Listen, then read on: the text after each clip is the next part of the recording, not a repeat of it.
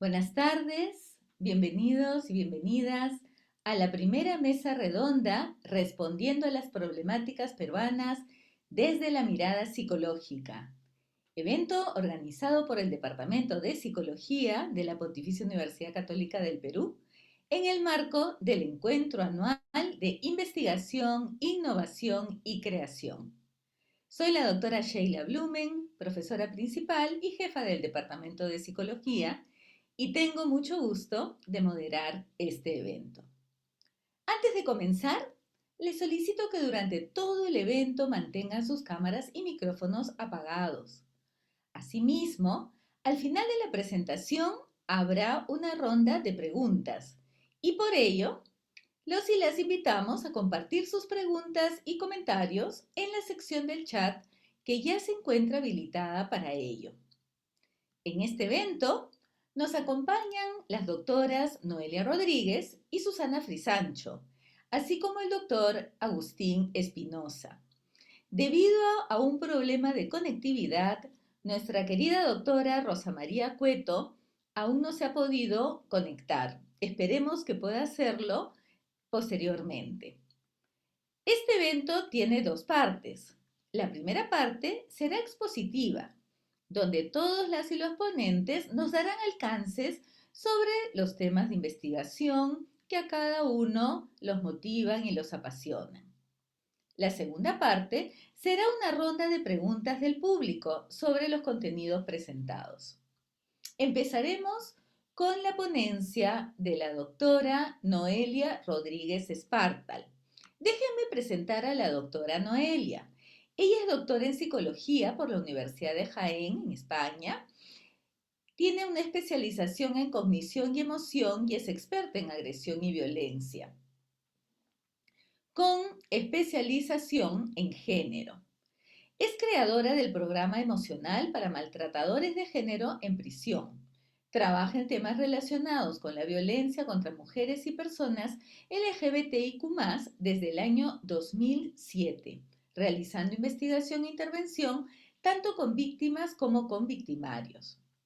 Es profesora principal e investigadora de nuestro Departamento de Psicología de la PUC y coordinadora del Grupo de Investigación Psicología, Cultura y Género de nuestra universidad, así como de la organización Decidir, que trabaja temas relacionados con la educación sexual integral en el Perú. Ha impartido cursos, talleres y ponencias sobre igualdad y violencia contra las mujeres y población LGBTIQ+. Cuenta con numerosas publicaciones en sus líneas de especialización. Asimismo, ha impartido docencia y realizado estancias de investigación en centros nacionales e internacionales de reconocido prestigio. El tema que nos trae el día de hoy es desafíos y retos actuales en los estudios de género desde la psicología, una mirada desde la interseccionalidad en el trabajo con mujeres y personas LGBTIQ+ en el Perú. Adelante, Noelia, te cedo el micro de la plataforma. Muchas gracias, Sheila. Buenas tardes a todas, todos y todes. Voy a proceder a compartir mi pantalla. Y mientras, bueno, pues decir que para mí es un placer estar esta tarde compartiendo, se ve, ¿verdad? Sí, perfecto. Compartiendo, gracias Sheila, sobre una investigación, porque en realidad, bueno, el título era sobre una línea fuerte de investigación que tenemos dentro del grupo de investigación Psicología, Cultura y Género, el cual coordino, como ha mencionado Sheila, pero me quería centrar por cuestiones de tiempo esta tarde en presentar un trabajo que hemos venido realizando en su primera parte. Hoy voy a dar los alcances de la parte cualitativa de la investigación, que ya bueno, ya se terminó, ya se realizó la devolución a participantes y ahora mismo estamos iniciando la fase cuantitativa porque finalmente, bueno, pues ha sido una investigación que va a tener estos dos componentes. Esta investigación versó sobre el bienestar psicológico y el soporte social percibido en personas LGBTQ+ peruanas, activistas y no activistas, y está financiada por la Unión Europea y forma parte de un proyecto de IVOS Latinoamérica, Adelante con la Diversidad 2, y bueno, también tiene el auspicio de la ONG Promsex aquí en el Perú. Definitivamente importante mencionar que la investigación no la he realizado yo sola, lógicamente, sino con todo el equipo de personas que, bueno, están citadas aquí junto a mí, algunas de las cuales nos acompañan esta tarde y a las que, bueno, pues sin su colaboración hubiese sido imposible. Para contextualizar un poco este trabajo que hemos realizado con personas LGBTIQ+, bueno, pues no es desconocido que dentro de nuestro contexto peruano, pues el propio Estado no garantiza los derechos de estas personas, que un altísimo porcentaje se sienten violentadas y discriminadas con base en su identidad de género, su orientación sexual. Son la tercera población que se encuentra en una situación de mayor vulnerabilidad y de situaciones de discriminación. Y bueno, en esta época de pandemia, que sin duda nos afectó tanto a todas las personas, fueron una fuerza especialmente también violentada y discriminada con medidas que aleatoriamente, bueno, se fueron tomando y que atentaban contra su libertad de tránsito en muchos casos. Tenemos cifras muy alarmantes y yo siempre llamo a pensar respecto a estas cifras, por ejemplo, de las atenciones que hay a personas LGBTIQ+ dentro de los centros de emergencia mujer o de los diferentes lugares. Siempre pido una reflexión porque toda esta data está subrepresentada. Lamentablemente en temas de violencia basada en género, que es principalmente lo que yo trabajo, bueno, pues siempre hay, o las cifras reflejan algo inferior a lo que sucede en la realidad, por lo que tenemos que, bueno, tenerla en consideración en ese sentido. Y también, bueno, pues encontramos que dentro de la salud y la salud mental, que es la que nos ocupa dentro de la psicología, bueno, pues hay un escaso acceso y también se produce esta discriminación hacia las personas que son diversas en su orientación sexual o su identidad de género. De esta forma, decidimos dentro del grupo de investigación trabajar o articularnos con dos grandes variables, bajo dos grandes focos, el del bienestar psicológico y el soporte social.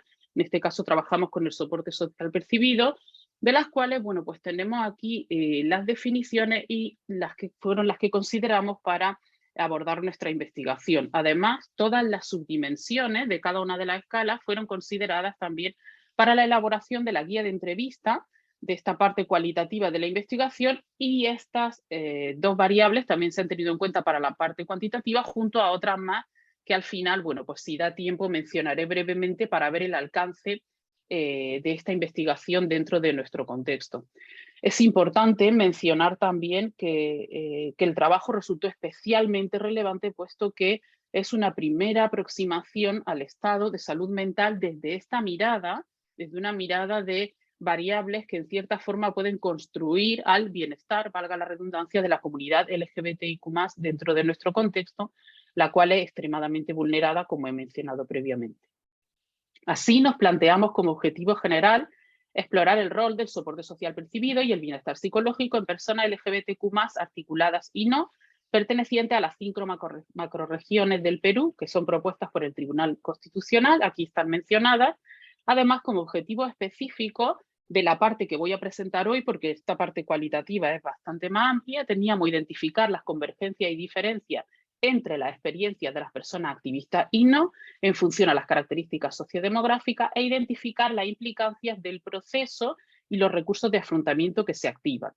La investigación ha sido en esta primera parte de carácter cualitativo exploratorio porque, como mencionaba antes, es una primera aproximación desde la psicología y con esta población. El diseño de la entrevista fue a través de historias de vida porque nos permitía realizar entrevistas en mayor profundidad y tener en consideración, bueno, pues los factores individuales y colectivos que estas personas que hemos entrevistado han ido reconstruyendo en su relato a la vez que nos van comentando su historia. Y, como mencioné previamente también, las entrevistas estaban estructuradas considerando las dos grandes dimensiones o las dos grandes variables que hemos abordado en la investigación. Al final se tuvo en cuenta, yo supongo que como a todas, todos, todes, cuando hemos hecho investigación en pandemia, pues la pandemia nos ha atacado fuertemente, a nosotros nos pilló, creo que fue la tercera y la cuarta ola, haciendo la investigación. Entonces, de 107 personas inscritas, finalmente, por el tiempo, porque al ser una investigación financiada, también contábamos con un tiempo delimitado, contamos con 56 participantes, se hicieron 56 entrevistas en profundidad. Aquí están, o presento algunas de las características sociodemográficas principales y que se vinculan con, bueno, pues con el análisis que voy a hacer posteriormente.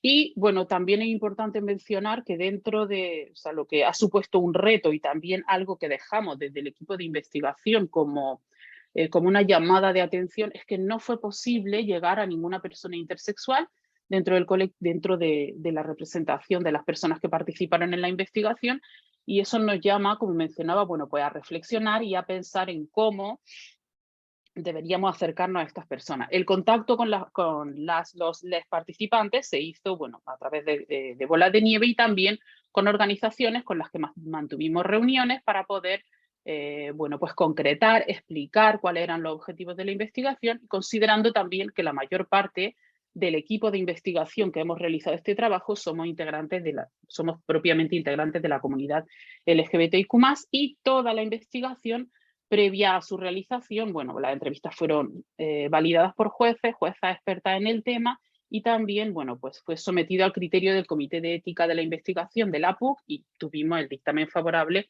para poder avanzar con este trabajo, lo cual era importante también para el equipo.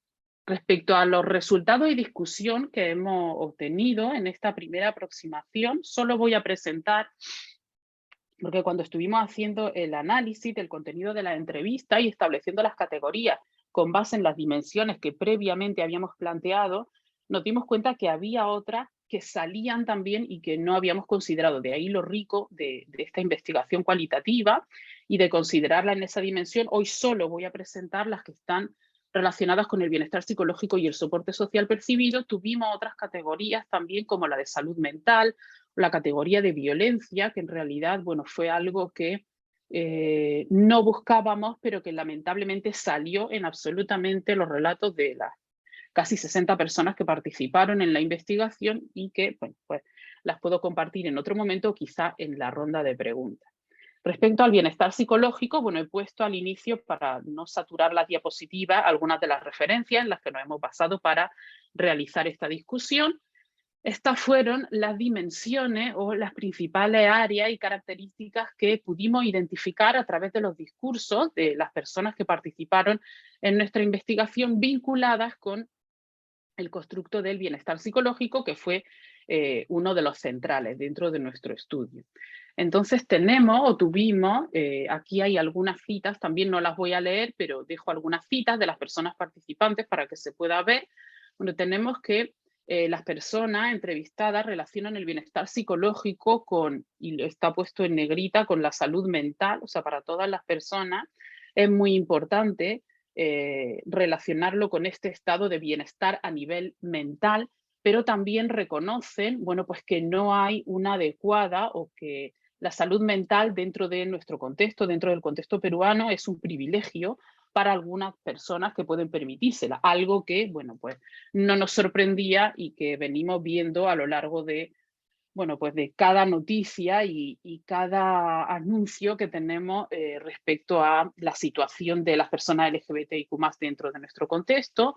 Lo vinculan mucho el bienestar psicológico también con aspectos relacionados con el acompañamiento psicológico, con la posibilidad, la necesidad de tener recursos tanto internos como externos, y sobre todo estas personas, debido a las manifestaciones de violencia que han vivido a lo largo de toda su vida con diferentes personas, en diferentes contextos dentro de su vida, lo relacionan muy directamente con una ausencia de violencia, algo que las distancia un poco del encontrar este bienestar psicológico, puesto que, como mencionaba, es algo que ha sido cotidiano dentro de su vida.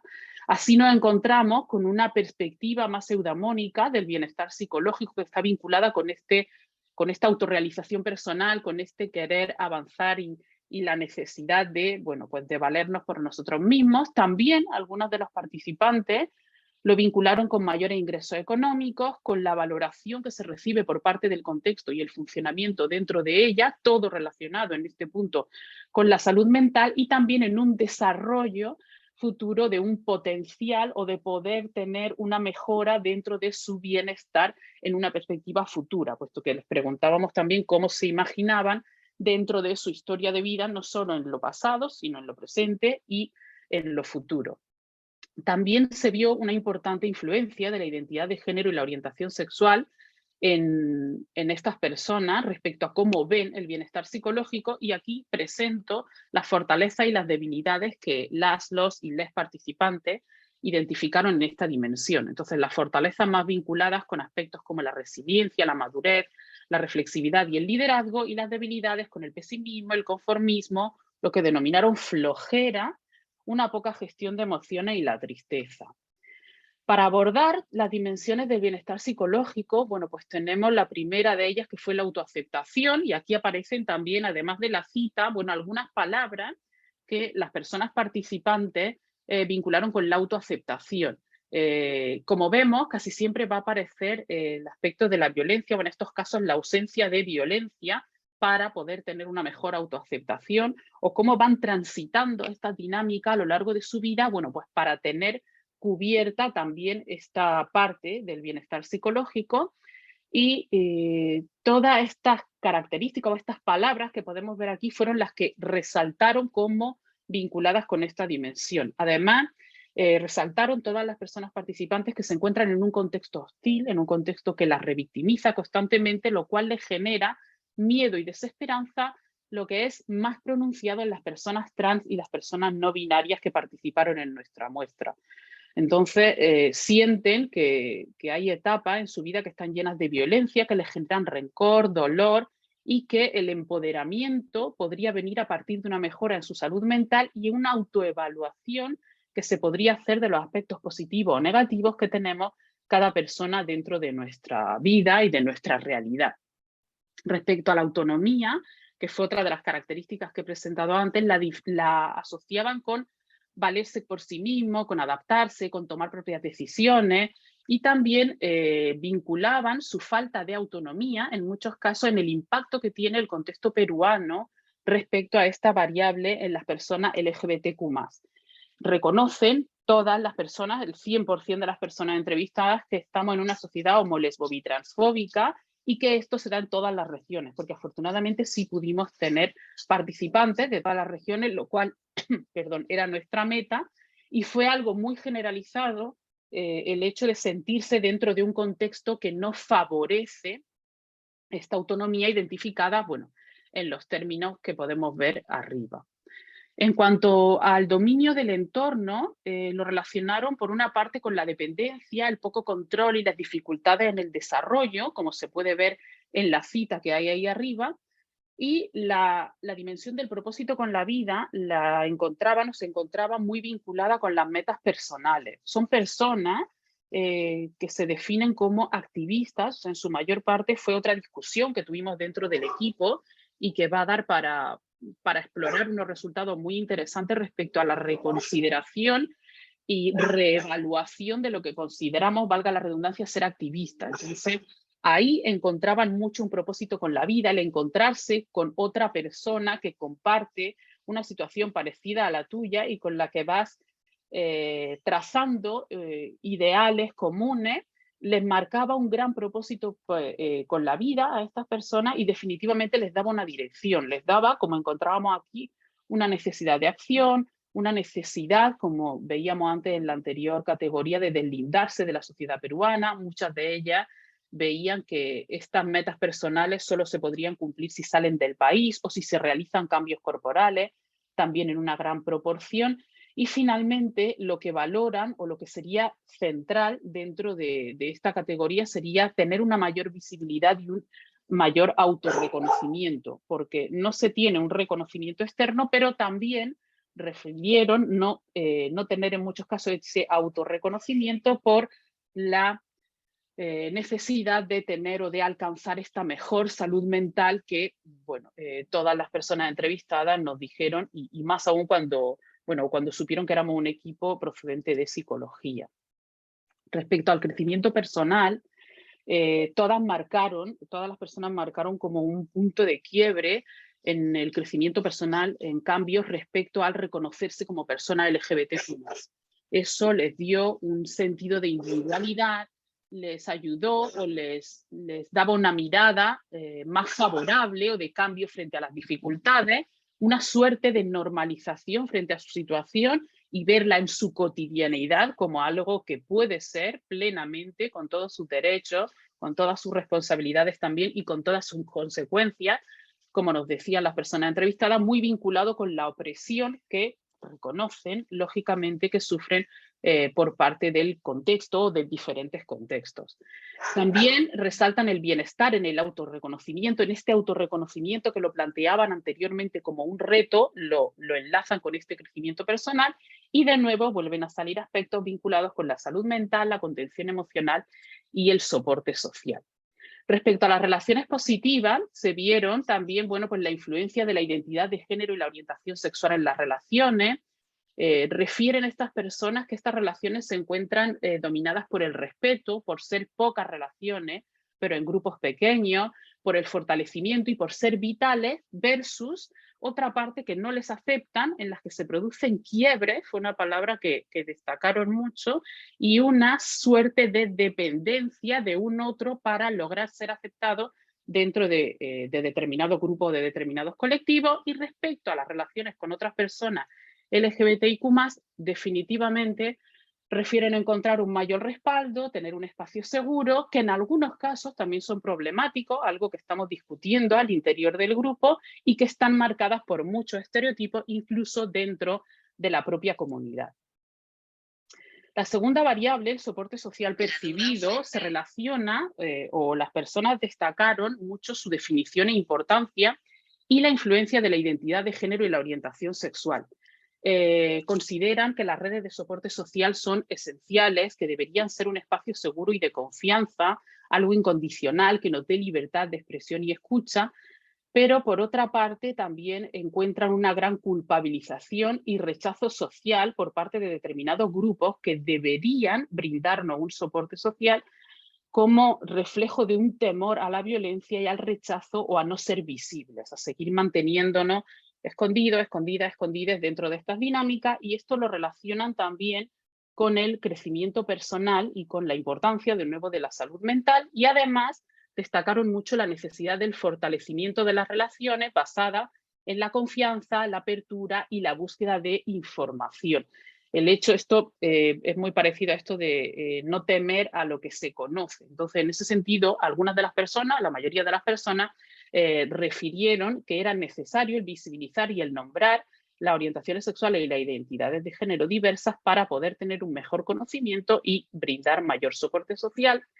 Y por otra parte, bueno, pues valoraron mucho a las amistades como la familia elegida. La familia elegida es una palabra, es un término que surge mucho dentro de la comunidad LGBTIQ+, puesto que la familia biológica o la familia que entendemos por familia suele ser una potencial fuente de violencia. Entonces, la familia elegida supone una gran fuente de soporte social, provee una mejor comprensión y soporte, también una nueva red de pérdida frente al soporte y unas expectativas que provocan en las personas que participaron en nuestra entrevista una sensación de mayor seguridad frente, bueno, pues a los eventuales ataques violentos que puedan surgir o a esta discriminación que hablaba al inicio de la que son víctimas las personas LGBTIQ+, y destacaron especialmente el apoyo de madres y hermanas, tanto a nivel informacional como a nivel emocional, y han sido figuras muy importantes para nuestras participantes.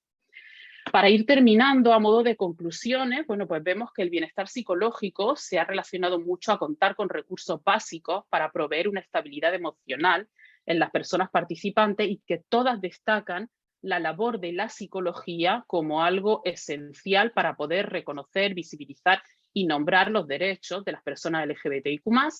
Se encuentra una importante red de soporte en la familia y en la familia elegida, como mencionaba al final, ese impacto positivo que proviene también del activismo, que tenemos que pensar, repensar y rediseñar porque hemos tenido mucha información acerca de este activismo y verlo desde lo ideal y lo cotidiano.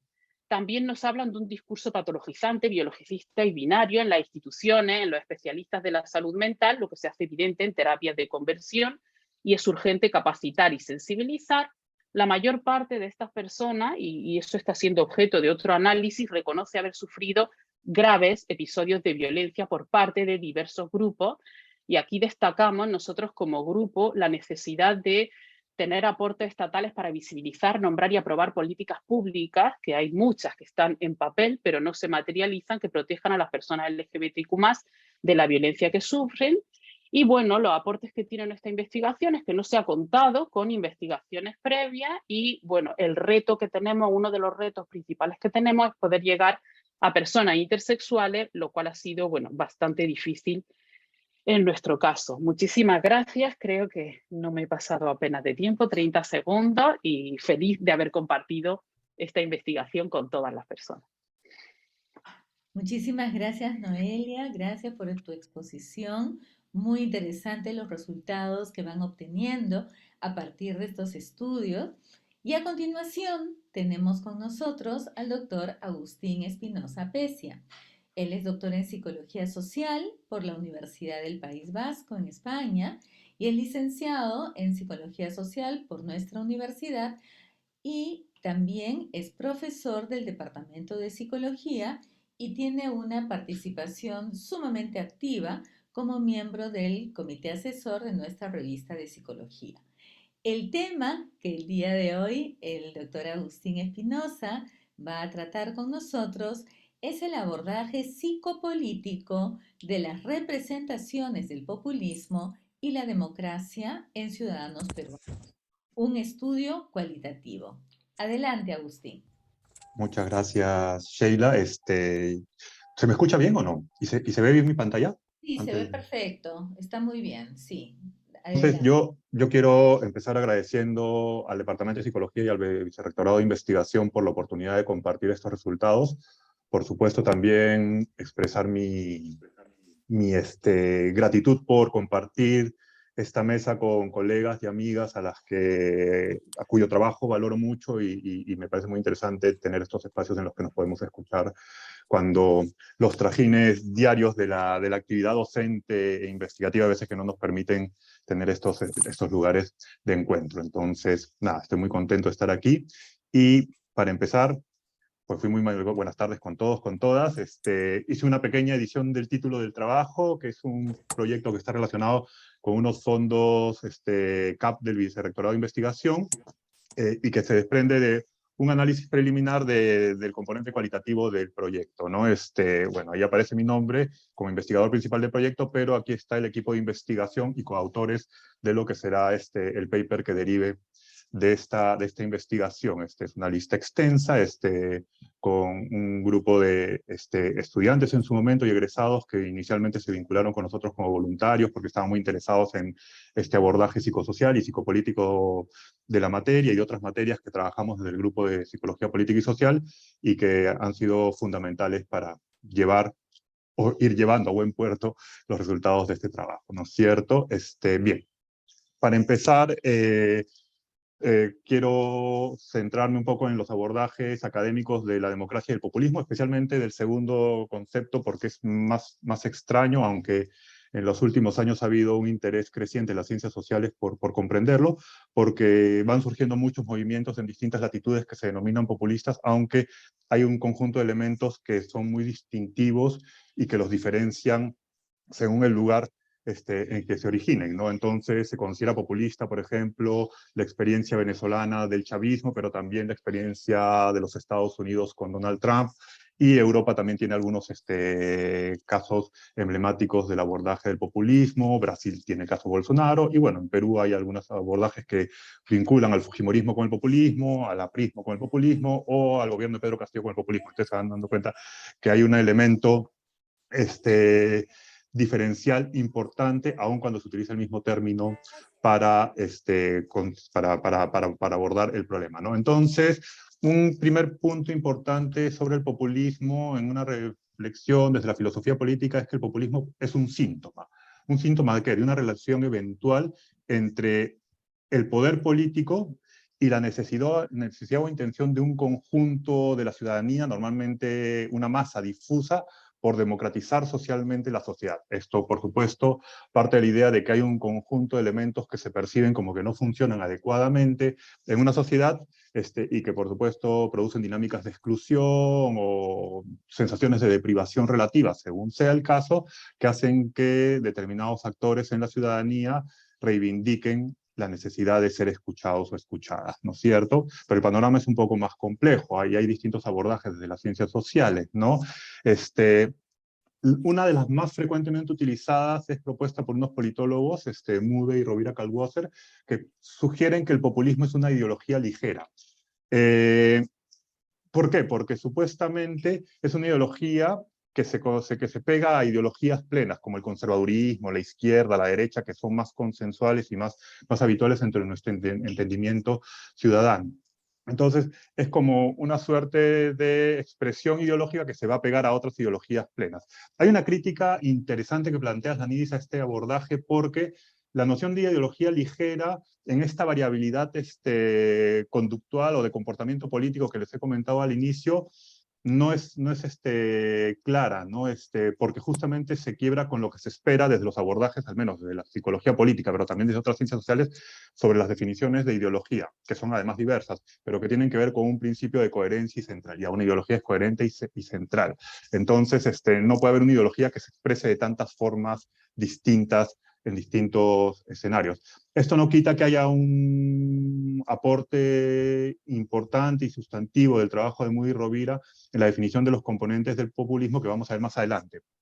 Ahora bien, Ioannidis plantea entonces que el populismo también se puede interpretar en un marco que va desde la estrategia política o un conjunto de estrategias políticas hasta un marco discursivo, que es un tipo específico de estrategia que para el autor, para Ioannidis concretamente, es el más fácilmente abordable desde una aproximación académica científica, es decir, cuantitativa además, ¿no? De hecho, como estrategia política, además hay algunos autores que surgen que es importante reconocer la figura del líder populista, que hay un líder populista que justamente es el que implementa este conjunto de estrategias que de alguna manera le van a permitir conectar y generar un sentido de identidad con una población específica, con esta masa que pretende democratizar socialmente la sociedad, y el líder pues conecta a través, por supuesto, del discurso, pero también de un conjunto de acciones que para muchos politólogos no son necesariamente populismo, pero que están muy relacionadas al populismo. Para Ioannidis, lo más viable es analizar el populismo como un marco discursivo que de alguna manera en la psicología social puede conectar también con una visión de asunto o un asunto de relaciones intergrupales. ¿Por qué? Porque este marco discursivo va a comprender, y esto es un aporte además justamente de la visión original de Mude y Rovira, tres elementos concretos, ¿no? Una imagen de un pueblo idealizado, la primera categoría en la relación intergrupal. O sea, el pueblo moral, idealizado, que además está confrontado ante una élite corrupta, que normalmente va a ser responsable de los problemas que este pueblo atraviesa, ¿no? Y hay un elemento en esta relación adicional que surge de la idea de que una verdadera democracia, una democracia social, emana de la voluntad popular. Entonces, es la voz del pueblo, la voz del Dios, es el pueblo el que tiene la razón y es lo que el pueblo decide, lo que se tendría que hacer. Y por supuesto, desde el enfoque de la estrategia política es un líder que canaliza estas aproximaciones. Desde la ideología ligera serían distintos marcos ideológicos a los que se pega esta noción, pero ya hemos visto que podría ser la más desechable en términos académicos. Y entonces nos quedaríamos desde el abordaje de Ioannidis con el marco discursivo populista, que es para este autor la más viable. Yo en lo personal creo que esta transición entre la estrategia política y el marco discursivo nos da más elementos de juego en el caso peruano, como lo vamos a ver más adelante. Porque hay varios elementos adicionales, que el populismo se analiza contextualmente, aun cuando se trató de extraer una esencia del populismo que permitiera un análisis comparativo a través de las distintas sociedades que aparentemente atraviesan o pasan por el fenómeno populista en las distintas latitudes. Algunos otros elementos importantes del populismo y que tienen que ver con la relación de la democracia es que el populismo normalmente puede ser visto en dos momentos, como una estrategia para acceder al poder o como una estrategia de ejercicio del poder. O sea, depende de si el actor, el líder populista o el partido populista están compitiendo en un proceso más o menos democrático. Normalmente se adhieren a los procesos electorales para ganar poder político, o si ya lo ganaron y están en el ejercicio del poder. Entonces son dos momentos que tienen incidencia en distintos tipos de participación política, de abordajes de las ciencias sociales, ¿no? Y el populismo tiene una relación consistente e intensa con la democracia. ¿Por qué? Porque la definición de la democracia básicamente parte de la idea de que el gobierno es del pueblo. Y el populismo de alguna manera surge, o plantea que el poder tiene que emanar de la voluntad popular. Hay algunas tensiones y hay algunos autores, a mí me parece hasta irónicamente divertido el abordaje de Forgas y Crano, que plantean que el populismo amenaza la democracia liberal, pero para ellos cualquier cosa que venga de una reivindicación de poder de abajo hacia arriba, es decir, el feminismo, los derechos LGTBIQ+, los grupos, las minorías en términos de poder étnicas o raciales, etcétera, son movimientos populistas. Y eso no necesariamente es cierto, no son elementos de democratización social. Hay algunas aproximaciones positivas en este escenario que sugieren que el populismo puede poner en agenda temas relevantes para la democratización de la sociedad. Un ejemplo claro de populismo analizado desde las ciencias sociales en el Perú sería el caso del gobierno revolucionario de las Fuerzas Armadas y el tema de la reforma agraria. La reforma agraria es un proceso de democratización social que tiene desde arriba hacia abajo en realidad, pero con un discurso de defensa del pueblo, un sustrato populista. Y en realidad le ha cambiado la cara social al Perú, tiene muchas discusiones políticas vigentes, pero para bien o para mal quebró con una estructura estamental, o intenta quebrar con una estructura estamental que nos volvió un país menos serio de lo que somos como sociedad ahora. Pero en fin, es una posición política, pero eso podría ser los aspectos positivos del populismo, ¿no? La idea de que ponen en agenda temas que es necesario discutir desde las sociedades para democratizarlas. No sé si en todos los casos en que se experimenta o se vivencia la experiencia populista, esto ocurra, pero en fin. Y luego también hay un conjunto de aproximaciones negativas que sugieren, como plantean, por ejemplo, Forgas y Crano, que el populismo erosiona los principios de la democracia liberal, que está más anclada en valores individuales, ¿no? Individualistas. La libertad individual, el derecho a la propiedad privada, porque el populismo, de alguna manera, utiliza la masa difusa en esta noción de pueblo para reivindicaciones que son más colectivistas y, de acuerdo con esos autores, más tribales. En fin. En general, los conceptos de populismo y democracia van a proponernos discusiones sobre participación política y representación política. Y el populismo o los movimientos populistas y los liderazgos populistas, ya sea como estrategias para acceder al poder o para el ejercicio del poder, participan normalmente de procesos básicos de democracia, ¿no? Las elecciones generales, etcétera, etcétera. Ahora, la representación del populismo en la literatura y en la práctica es un problema que puede situarse en distintos fenómenos sociales y políticos, ¿no? Sin duda, el populismo surge en sociedades donde se perciben altos niveles de desigualdad social y económica. También puede haber un elemento de privación relativa que sugiere que no necesariamente haya una deprivación objetiva o una desigualdad objetiva, pero la gente se siente afectada porque hay alguien que está teniendo más. Ya, es decir, para situar este problema, pues, es muy interesante leer los trabajos de Stiglitz sobre desigualdad. Stiglitz no habla de populismo directamente, pero habla justamente de todos estos movimientos que de alguna manera reivindican la reducción de las brechas y critica, sí, el comportamiento de las élites, de ese 1% en los Estados Unidos que de alguna manera aglutina la mayor cantidad del poder económico y de la riqueza, ¿no? Luego hay otros elementos que inciden en el populismo que tienen que ver con una visión de ineficacia del sistema político que genera desconfianza en las instituciones, normalmente las instituciones democráticas, y que genera a su vez escenarios de crisis política. Que de alguna manera también se relaciona con los temas o las percepciones de corrupción. Esto de alguna manera supone un debilitamiento del sistema que permite el surgimiento de estas reivindicaciones, pero también de alguna manera hace saliente una vez más que hay un conjunto de problemas que se deben resolver. Que el populismo realmente tenga la solución a esos problemas no es necesariamente cierto, como veremos también más adelante en nuestros resultados. Sobre el presente estudio, porque nos hemos situado un poco en una discusión más académica o cómo los académicos vemos el populismo. Bueno, existen un conjunto de representaciones académicas extensas del populismo, sin embargo, no tenemos estudios sobre cómo funcionan las representaciones ciudadanas acerca del tema. Es decir, los académicos lo hemos pensado mucho, pero no le hemos preguntado a la gente qué piensa el populismo, aun cuando el populismo y la democracia son temas que no son familiares, ¿no es cierto? Entonces de esto emergen dos preguntas de investigación, que son las que se responden con los resultados que les voy a presentar de manera general a continuación, y son cuáles son las representaciones sobre el populismo y la democracia que tienen ciudadanos peruanos, y en qué medida estas representaciones son consistentes con las propuestas académicas sobre la materia. Ahí vamos a ir viendo que algunas cosas de la representación académica sí conectan con la representación ciudadana, pero no todas. Y el objetivo general de este estudio, o de estos resultados, es explorar las creencias y actitudes que enmarcan las representaciones del populismo y la democracia en muestras de ciudadanos y ciudadanas mayores de edad de 4 macroregiones del Perú. Levantamos la información en el nororiente, o sea, en la zona más hacia la Amazonía, en Lima como un gran conglomerado, en algunas ciudades del sur del Perú y en algunas ciudades de los Andes centrales. He puesto el asterisco porque no voy a presentar los resultados desagregados por ciudad, estamos recién analizando eso, les voy a presentar un panorama general de los resultados. Para ello hicimos 63 entrevistas, o sea, fueron 63 participantes, 27 hombres, 36 mujeres, todos y todas mayores de edad, cuyas edades figuraban entre los 18 y 57 años. Sobre nuestro protocolo de entrevista en profundidad, básicamente tenía 3 grandes ejes temáticos. El primero, empezamos preguntando por democracia, porque es un tema igual más familiar y tiene una visión en nuestra hipótesis menos negativa que el populismo, entonces queríamos empezar por el lado amable del asunto.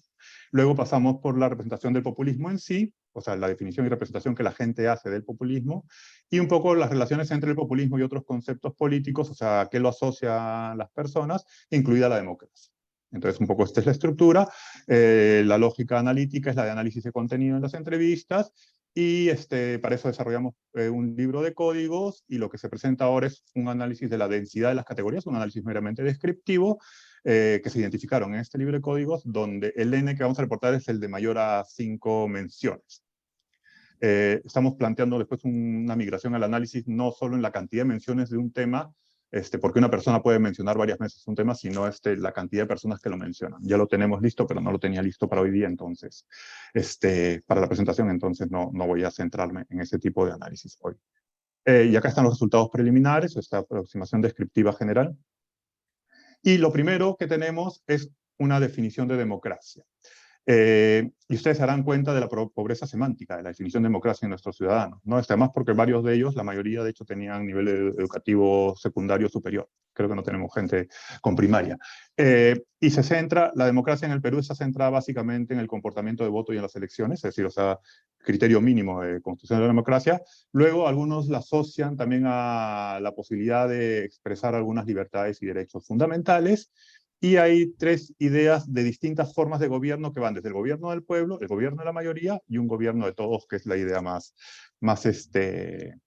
o menos frecuente, ¿no? Pero de hecho, la idea es semánticamente pobre, si se dan cuenta. Nuestra representación de democracia es más bien pobre, y eso tiene que ver con estos discursos de defensa de la democracia en la crisis política que estamos abordando hoy en día.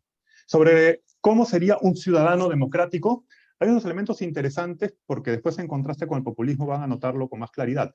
El ciudadano democrático es una persona educada, racional, y más importante aún, es una persona con acceso a la información o es informado. ¿Sabe? El que ejerce ciudadanía en un sentido democrático es una persona con acceso a la información, que se comporta responsablemente y que, por supuesto, consistentemente con esto, toma decisiones de manera no egoísta para el beneficio de la mayoría o de lo público. En realidad, se rechaza esta idea de la laxitud moral política, que también estamos trabajando en el grupo de investigación. Hay algunas consecuencias positivas asociadas a la democracia, por supuesto, que incrementa la participación política, que se relaciona a un conjunto de valores democráticos como la libertad de expresión o la libertad individual, la igualdad de las personas, que permite ciertas estrategias de control del comportamiento ciudadano y del control institucional, que de alguna manera le da a distintos ciudadanos derechos distintos al de poder votar, que supone pues un respeto por un conjunto de acuerdos políticos para la convivencia cotidiana, que parte de un principio de respeto a la diversidad, aunque la presentación previa a la de Noelia claramente demuestra que no siempre vivimos en una sociedad plenamente democrática en ese sentido. Y hay un elemento interesante, probablemente por el contexto en que se realizó la entrevista, que tiene que ver con una pregunta que hacíamos específica sobre buenos momentos de la democracia en el Perú, y a las personas situaron las protestas de noviembre del 2020, cuando fue la vacancia de Vizcarra y el surgimiento de Merino en el poder, como un buen momento de defensa de la democracia, que había un público, una ciudadanía consciente de que era necesario defender la democracia. Por supuesto, los resultados políticos podrían haber cambiado ahora a la luz de lo que nos está ocurriendo en los últimos años. Pero esto hay que enmarcarlo en un proceso de levantamiento de entrevistas previo a las elecciones del 2021, previo a la crisis que se generó en las elecciones generales. Entonces, creo que todavía tiene sentido este elemento de defensa de la democracia en contexto. Las personas, por supuesto, también reconocen que hay un conjunto de resultados o consecuencias negativas de la democracia. Asocian concretamente al fujimorismo como un producto negativo de los procesos democráticos y como una expresión antidemocrática, pero más frecuentemente asocian la democracia con corrupción, que es además que tiene que ver con la debilidad o esta percepción de mal funcionamiento sistémico, un mal desempeño de las instituciones democráticas en el Perú, que además está muy relacionado con lo que demuestran los estudios de opinión sobre nuestra desconfianza en las instituciones. Asocian también una responsabilidad a los ciudadanos o a los electores, porque nosotros como ciudadanos votamos normalmente mal, y luego, claro, hay una mala oferta política, las propuestas políticas suelen ser pobres. Si no, veamos nuestro escenario político de cara a las elecciones municipales. Y hay algunos elementos menos consensuales, pero que también son importantes porque la democracia se presta para que hayan algunos fraudes políticos. Y claro, y hay algunas violaciones de derechos fundamentales. Esto no queda tan claro, pero igual no todos los derechos se respetan en un marco democrático, ¿no es cierto? Ahora bien, entramos ahora sí de lleno al populismo. Y ustedes van a ver cómo definen las personas el populismo, aunque la definición también resulta en términos de variabilidad temática pobre, es más consensual que la de la democracia por la frecuencia de respuesta. Sobre todo, el abordaje del populismo en nuestros resultados es más bien negativo. Se plantea que el populismo es una explotación de las necesidades del pueblo para ganar apoyo popular y que es una estrategia de promesas sin garantía para el pueblo. Es decir, ya es una suerte como de visión post facto de lo que pasa cuando tenemos experiencias populistas, ¿no? Claro, también se asume que hay acciones de individuos, que son los políticos, que postulan un cargo para atraer al pueblo, que es esta visión más estratégica.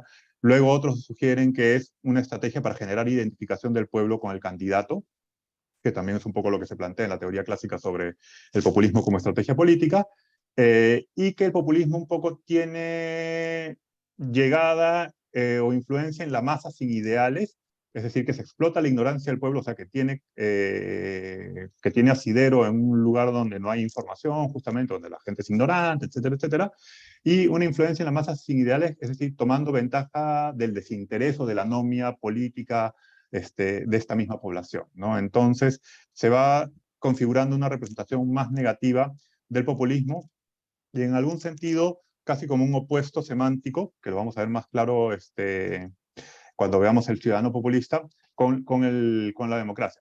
Se identifican muchas más consecuencias negativas para el populismo que para la democracia. O sea, es consistente con la definición o con esta visión más negativa que incluso desde la academia se ha construido el populismo, ¿no? ¿Qué es lo que nos trae el populismo? Corrupción. Normalmente solo produce beneficios para quienes entran al poder. Luego, por supuesto, viene alguien que trata de conectar con la masa, pero después las masas están insatisfechas porque las promesas no fueron cumplidas. El populismo, de alguna manera, hace que elijamos incompetentes para la cuestión pública o para la gestión pública. Hace que las personas sin calificaciones accedan a posiciones de poder, hace que personas inmorales accedan al poder, por supuesto mantiene al pueblo en un estado de ignorancia, y se va notando que hay como una visión o una construcción negativa del proceso, que además con mucha variabilidad y con una densidad relativamente importante en los resultados, ¿no? o en las categorías. Pero también la gente identifica justamente algunas consecuencias positivas del populismo que son consistentes además con lo que se plantea conceptualmente o académicamente, ¿no? Que el populismo en realidad es esta suerte o permite mostrar estas necesidades del pueblo, o sea, es un síntoma de que hay algo que está mal, pues, y que hay que prestarle atención y atenderlo. No necesariamente la respuesta del político o de la política populista es la solución a ese problema, pero por lo menos hay un problema concreto. Me avisa Sheila que ya tengo tiempo, entonces voy a correr con esto. Y en fin, hay un conjunto de elementos que tienen que ver con el reconocimiento de problemas. Y quiero centrarme brevemente en esto porque ustedes se van a dar cuenta que el ciudadano populista es el opuesto al ciudadano democrático. Es irracional, es ignorante, por supuesto es interesado y saca beneficio del populismo, es cínico, desconfiado, es un fanático y es un idiota en el sentido político del término. Entonces, es claramente, en cuando se utiliza la categoría populista o populismo, no se, o sea, el populista es el otro, no soy yo, no genera identificación el uso de la categoría populista. La democracia hasta genera identificación. Bueno, hay un conjunto de estrategias que son reconocidas, que tienen que ver con el liderazgo populista, con discursos. Esto es lo que más se centra con la descripción clásica del marco discursivo, ¿no? Un discurso cuestionando los grupos de poder, pero no necesariamente exaltando al pueblo, y hay un discurso de exaltación del pueblo. Lo más frecuente es la manipulación de los medios que dan a conocer este discurso, o sea, que es una estrategia que utiliza medios a su favor. Y las bases del populismo sí son consistentes con lo que se ha estudiado: insatisfacción con la política convencional, en el caso nuestro, además, el descrédito de los partidos políticos, un nivel de desconfianza en el sistema político importante y una expresión de la actitud moral, que es este deterioro en la socialización ciudadana para el ejercicio de su conducta cívica, ¿no? Finalmente, el populismo es visto como un conjunto de estrategias que incluye el marco discursivo. Por eso decía que nosotros en la representación de los ciudadanos transicionamos entre la estrategia y o transitamos entre la estrategia y el marco discursivo. No hay evidencia del populismo como una ideología ligera, pero la gente no tiene claras las nociones de ideología. Tampoco eso es cierto. De los elementos constitutivos en estos resultados, el más claro es el pueblo, pero una masa ignorante. La idea de la élite no aparece mucho, y la idea de que la democracia emerge del pueblo tampoco, por lo menos en lo que hemos visto. Y las élites corruptas son reemplazadas por los actores políticos populistas, pero no en el marco discursivo tradicional del populismo. Entonces, eso también es un elemento interesante contextual. Y después, el populismo y la democracia contienen algunos elementos en común, eso sin duda, pero es como si fueran las dos caras de una moneda, ¿no es cierto? El democrático soy yo, el populista es el otro, especialmente en las representaciones del ciudadano democrático y el ciudadano populista. La representación de la democracia llama la atención por su pobreza semántica. En realidad no debería llamar la atención, es un poco nuestra poca cultura democrática, ¿no?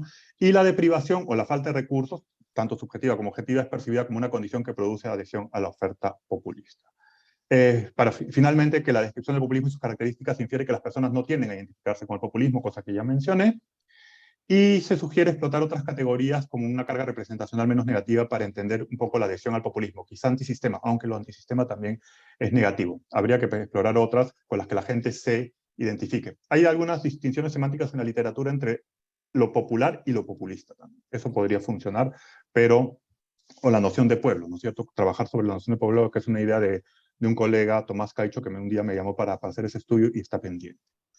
Finalmente, bueno, agradecer al Vicerrectorado de Investigación de la Universidad por haber financiado el proyecto. Creo que no sería posible y no hubiéramos podido contar con el equipo de investigación que nos ayuda a levantar esta información en 4 regiones, en un momento más difícil como el de la pandemia. Muchas gracias. Ahí está mi correo electrónico por si tienen alguna duda, alguna inquietud, algún comentario al proyecto. Y gracias y disculpen por haberme excedido el tiempo. Muchas gracias, Agustín. En todo caso, en el espacio de preguntas, puedes explicar un poquito más aquellas transparencias en las cuales has tenido que correr por el tema del tiempo, ¿verdad? Bueno, y ahora tenemos con nosotros a la doctora Susana Frisancho Hidalgo. Ella es doctora en Psicología del Desarrollo por la Universidad de Fordham en Nueva York. Es magíster en Psicología y licenciada en Psicología Educacional por la Pontificia Universidad Católica del Perú. Asimismo, es profesora del Departamento de Psicología de la PUC y coordinadora del Grupo de Investigación en Cognición, Aprendizaje y Desarrollo. Está interesada por los procesos de construcción del conocimiento, el desarrollo de la educación moral, la educación ciudadana, los procesos psicológicos vinculados a las asignaturas escolares, especialmente a las ciencias sociales, la historia y la filosofía, los procesos de formación y reflexión docente y la relación entre desarrollo humano y educación. Trabaja desde un marco general constructivista y específicamente piagetano. El tema que compartirá el día de hoy con nosotros es conocimiento financiero, prácticas financieras y percepciones subjetivas sobre el capitalismo en miembros de pueblos indígenas originarios. Hola Susana, muchas gracias. Hola. Te doy la palabra. Gracias. Bueno, voy a empezar compartiendo la pantalla. Me avisan si es que lo ven bien. ¿Lo ven, verdad? Perfectamente, sí. Ya. Bueno, agradezco también la invitación, por supuesto. Estoy contenta de poder presentar algo del trabajo que hacemos. No voy a poder presentar todo el proyecto, digamos que da pie a la presentación de hoy. Es un proyecto mayor, por supuesto, ¿no? Entonces yo solamente voy a presentarles un pedacito de la investigación sobre conocimiento financiero y prácticas financieras. No voy a hablar de las percepciones subjetivas sobre el capitalismo porque no me alcanzaría el tiempo. Bueno, estos somos los que participamos en el estudio, ¿no? En ese momento Marcio Saavedra era estudiante, ya es licenciado, y también participó conmigo el doctor Enrique Delgado y el licenciado Benigno Vicente, que es nuestro asistente en la región, porque este trabajo se realizó en la región Ucayali. A ver, este es un resumen. Lo que les voy a presentar es un estudio sobre el nivel de pensamiento económico de 16 personas de los pueblos indígenas amazónicos Shipibo, Conibo y Ashaninka. Tiene un marco cualitativo, constructivista, y está basado en el modelo de psicogénesis del pensamiento económico, que es un modelo y es un instrumento que utiliza Marianela de Negri y que nosotros adaptamos para este estudio. Y les voy a hacer un poco de hincapié en los resultados que me parece que son interesantes, ¿no? Entonces, a ver, un poquito de contexto. El capitalismo, para empezar, no solo es un sistema económico, sino que también es un modo de pensar, ¿no? Es un conjunto de ideas, valoraciones y prácticas, por supuesto, que le son funcionales y que están ahí para hacer que el sistema se mantenga, ¿no? El capitalismo, pues, obviamente está en todas partes, está en las comunidades nativas. Ahí hay un ejemplo de una bodeguita, hay una tienda, se maneja dinero, etcétera, y ha generado muchas transformaciones en la vida de los pueblos indígenas, ¿no?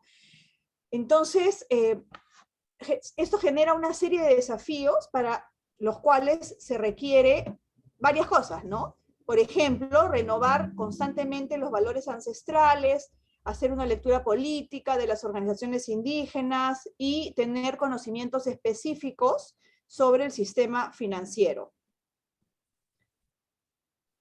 Sigo.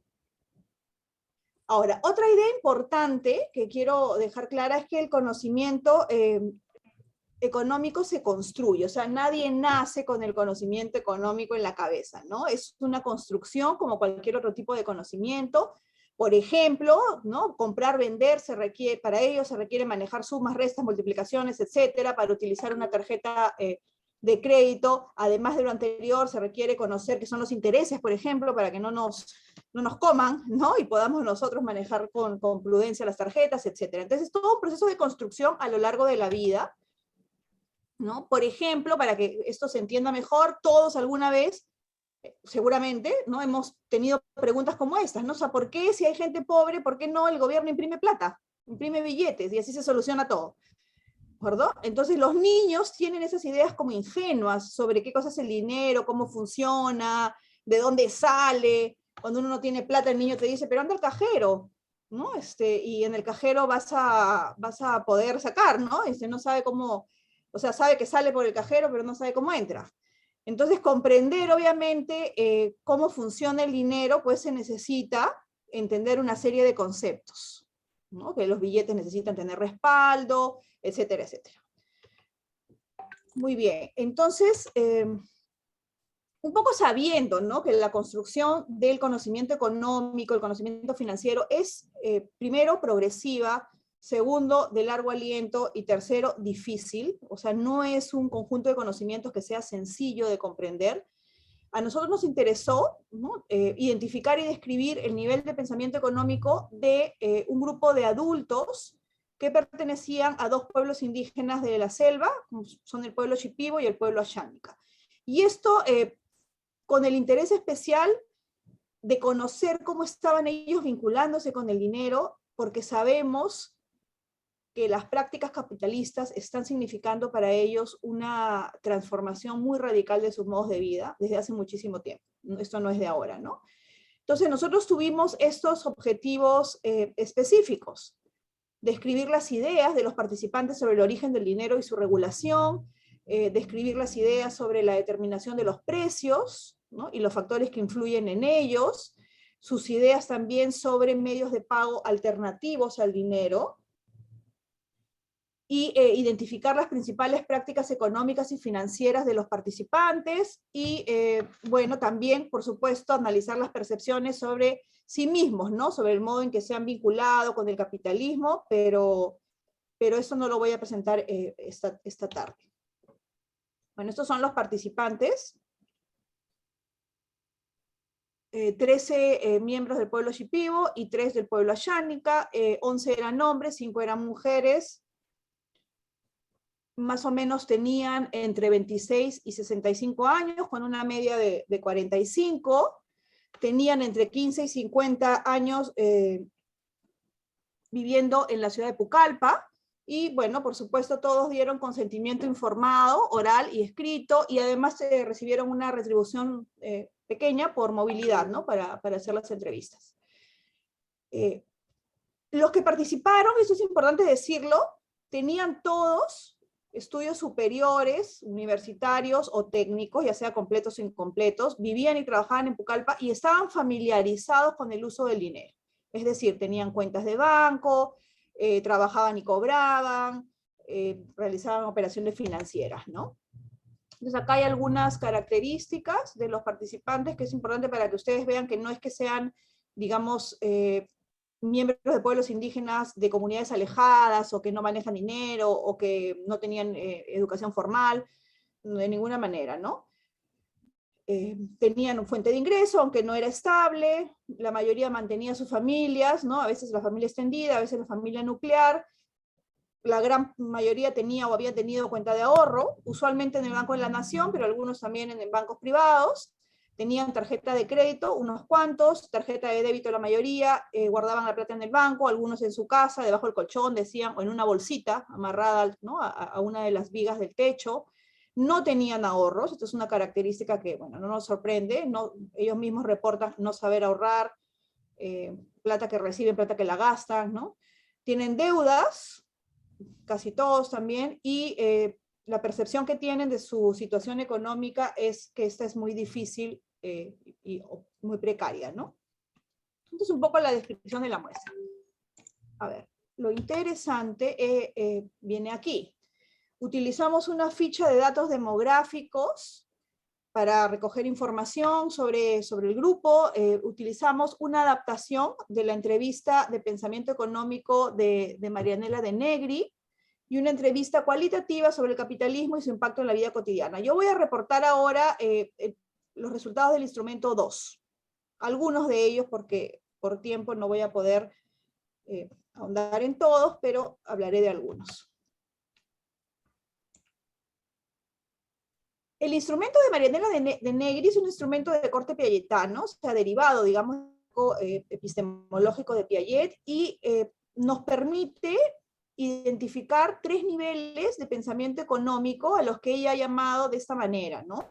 Y estos más o menos corresponden con las características del pensamiento, ¿no?, en esas etapas que, digamos, Piaget nos propone. Entonces, el nivel 1, ella lo llama pensamiento extraeconómico y económico primitivo, que corresponde más o menos a lo que se esperaría de un niño menor de 7 años.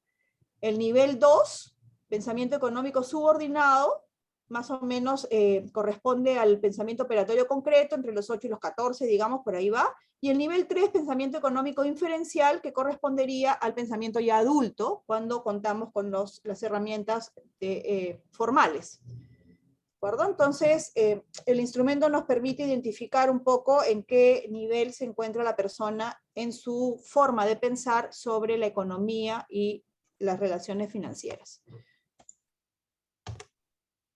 ¿No? Bueno, más o menos esto es lo que caracteriza cada uno de los niveles. Por ejemplo, en el nivel 1 se piensa que el dinero proviene de fuentes fantasiosas, ¿no? Me gané la lotería, o recibí una herencia de un rey, que cualquier persona lo puede fabricar, basta tener la máquina, por ejemplo, ¿no? Y que el banco es como una caja fuerte, que ahí se mete, es como si fuera un chancho, ¿no? Recién en el nivel 2 aparece la idea del carácter fiduciario del dinero, es decir, que el dinero tiene que tener un respaldo de algún tipo, ¿no? Que el dinero circula y aparecen los conceptos de interés y de ahorro en el banco, ya no como caja fuerte, digamos, ¿no? Y finalmente en el nivel 3 aparece recién la capacidad de relacionar, hipotetizar y conceptualizar que permiten comprender la multideterminación del sistema económico. Por eso empecé diciendo que realmente construir el conocimiento económico no es sencillo, es difícil. Es difícil para las personas, además, que no tenemos necesariamente un conocimiento especializado del tema como puede tener un economista, ¿no? Entonces, la entrevista que hicimos trató de abordar estos ejemplos, estos temas, ¿no? Las prácticas financieras, el origen del dinero, la determinación de los precios y medios de pago alternativos. Acá hay algunos ejemplos de preguntas y, bueno, estos temas tenían algunas áreas, ¿no? O sea, más de un área, digamos. Entonces, por ejemplo, una pregunta como, ¿cualquier persona podría fabricar el dinero? Sí, no, y que nos explique por qué, ¿no? Que corresponde al tema origen del dinero. Muy bien, no me detengo mucho aquí para no gastar mucho de mi tiempo. Y más bien voy a presentar algunos de los resultados que tuvimos en este estudio. Aquí está, ¿no? Sobre el origen del dinero. Si ustedes ven estas barras, ¿no? Acá está un poco la leyenda, corresponde a los niveles, ¿no? El color azul corresponde al nivel 1, el color amarillo al nivel 2 y el color morado al nivel 3. Entonces lo que estamos viendo aquí es que en estos temas la mayoría de personas están entre el nivel 1 y 2. No hemos encontrado en todo el estudio ninguna persona que haya construido el conocimiento económico al nivel 3, que es lo que se esperaría en verdad en un adulto, ¿no? La mayoría está o en el nivel 1, que corresponde a niños pequeños, o en el nivel 2, que digamos es un nivel más concreto, ¿no? Entonces, estos son un poco los resultados en estos temas. Sobre determinación de los precios es parecido, lo que prima también es la barra amarilla, nivel 2, 0 de la barra morada, o sea, del nivel 3, y aquí tampoco en mercado de cambios, valoración de precios, tampoco hay nivel 1, acá sí hay nivel 1. La alternativa al efectivo, nivel 2. Muy bien. Lo interesante es ver algunas si quieren, respuestas más cualitativas, ¿no? Para que ustedes vean por dónde andaba un poco la representación que tienen las personas sobre el dinero, ¿no? Este tema es restricciones sobre la libre fabricación del dinero. La pregunta que se le hizo, por ejemplo, era, ¿una persona podría fabricar dinero? Y una respuesta del nivel 1, que la tuvieron del 50%, es decir, 8 participantes, nos dicen cosas como estas. Dicen, no, porque cada dinero me parece que tiene su código, decían, ¿no? Entonces, ¿de dónde? ¿Con qué código lo crearías? Entonces se le repreguntaba, ¿no? Imaginemos que le achuntas al código, ¿no? Y es el código real. Si tú tuvieras el código, dice, ¿podrías usar el dinero? ¿Se valdría? Seguro, dice. Porque has utilizado el mismo mecanismo, me parece que no hay ningún problema, ¿no? Entonces muchas personas pensaban que fabricar el dinero era posible siempre que uno tuviera o la máquina para hacerlo o el código que, ¿no? Es un código secreto, parece, con el que se imprime y que no había problemas. El otro 50% decían que no porque no era legal, ¿no? Entonces son respuestas por ese tipo. ¿Qué es la inflación? La mayoría no sabe, ¿no? O dan respuestas equivocadas. Es cuando sube el interés de la tasa, ¿no? Es cuando las cosas se sobrevaloran los precios, o sea, no había un conocimiento realmente claro sobre qué cosa es la inflación en casi ninguno de los participantes. Sobre la pregunta, por ejemplo, si se puede comprar con algo distinto a billetes y monedas, ¿no? Por ejemplo, podían decir con la tarjeta de crédito, en fin, ¿no? Decían, no, acá en Pucallpa no creo. Algunos dicen, no, sí, con tarjeta de crédito. ¿Con qué más? Con tarjeta de débito. Entonces se les hacía varias repreguntas, ¿no? ¿Tú sabes si con una tarjeta de crédito puedes sacar efectivo de algún cajero? Dice, efectivo, con tarjeta de crédito. Sí, no, no creo. Solamente se puede sacar artefactos. ¿No? Si te das cuenta, entonces hay una confusión entre tarjeta de crédito y las tarjetas que dan las tiendas. Que en el mundo indígena, en verdad, las tiendas han inundado de tarjetas para que la gente se endeude hasta el cuello, ¿no? Y entonces hay y tampoco diferenciaban mucho la tarjeta de crédito de la de débito, en verdad, ¿no? A pesar de que muchos disponían de ambas, pero no tenían claro el concepto ni de interés, ni cuál era la diferencia, ni nada por el estilo, ¿no? Fíjense esta pregunta también, ¿cualquier persona puede instalar una fábrica de dinero? Dice, nosotros no, solo los gringos, decían, ¿no? Ellos tienen las máquinas, el papel, tienen el membrete, o sea, esta idea de que el dinero tiene un código, tiene un papel especial, ¿no? Simplemente lo meten y sale el dinero. Entonces, la repregunta era, ¿los gringos, la gente de Estados Unidos? Sí, en Estados Unidos la gente puede hacer su propio dinero. Me he enterado que pueden conseguir las máquinas, dicen. Aquí en Pucallpa no podemos. ¿No? Esa es una típica respuesta de nivel 1, donde el dinero es una fuente fantasiosa, ¿no? Y del nivel 2, más o menos por acá, ¿no? No solo el Estado, lo cual es correcto, a través del Banco Central de Reserva, decía. Entonces le pregunta, ¿y por qué no? O sea, ¿por qué solo el Estado? Y nuevamente aparece esta idea, ¿no? Porque el dinero se fabrica con un papel especial y no lo tiene cualquiera. No sé dónde lo compran, dice, de dónde lo traen o quién lo fabrica. Además, cada dinero tiene su código, ¿no? Entonces, ¿con qué código lo crearías? O sea, la misma idea, nuevamente. Muy bien, esto es un pedacito nada más porque nosotros tenemos mucha información sobre diferentes aspectos del conocimiento económico y les he traído como una pequeña muestra de por dónde van un poco las representaciones de las personas sobre el tema, ¿no? Entonces, ¿qué concluimos rápidamente? La mayoría de participantes, ¿no?, alcanzó el nivel 2 dentro de este modelo de pensamiento económico de María Elena de Negri que hemos utilizado, ¿no? Y en menor medida el nivel 1. ¿No? Lo que es preocupante es que ninguno de los participantes mostró un pensamiento económico inferencial de nivel 3, ¿no?, que requiere el uso de la lógica formal, ¿no?, y de un pensamiento más sistémico, más interrelacionado en sí mismo, digamos, para comprender los procesos económicos de forma sistemática, ¿no? Entonces, lo que nosotros encontramos es que hay un razonamiento sobre la economía que tiene características de niveles inferiores del desarrollo en el que estaban las personas, ¿no?